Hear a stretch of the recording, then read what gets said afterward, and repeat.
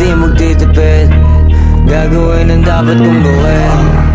Alam ko na magagawa ko rin. Balang araw maging icon. Gusto ko kagaya ko si Idol. Mala Michael Jordan nung ma-high score. Kilalang magaling pagdating sa ring. Balang araw maging icon. Gusto ko kagaya ko si Idol. Kaya yung tiyaga ko tina-times 4. Rat-rat lagi parang rifle. Huwag na huwag ka kakagat sa fake. Iwas ka sa foul. Huwag kang makampante, ingat sa galaw. Huwag puro atake, aralin dumipensa. Minsan din depende yan kung paano ka pumwersa. Minsan kailangan pagbahay ng pasensya. Isa yan sa mga pangunahing diferensya. Pag natambakan ka na doon ka mag-ape, pero pag nakalaman ka na nakakampante, sana kuha mo yung punto.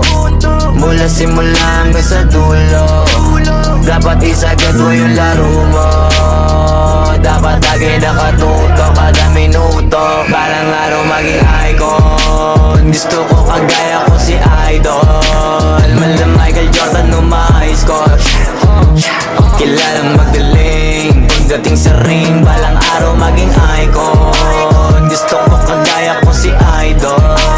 Kaya yung tiyaga ko tina-times 4. Rat-rat lagi parang rifle. Kasama na sa laro, natural lang madapa, natural lang matalisod, natural mabutata. Di ka dapat atitina, di ka dapat mauga, di ka dapat ang ihina, di nila pwede makita. Kung matalo manalo, hanapin kung saan ka mali, para malaman mo rin kung saan mo kailangan magbawi. Yung pinakamagaling na ikaw, paano palabasin?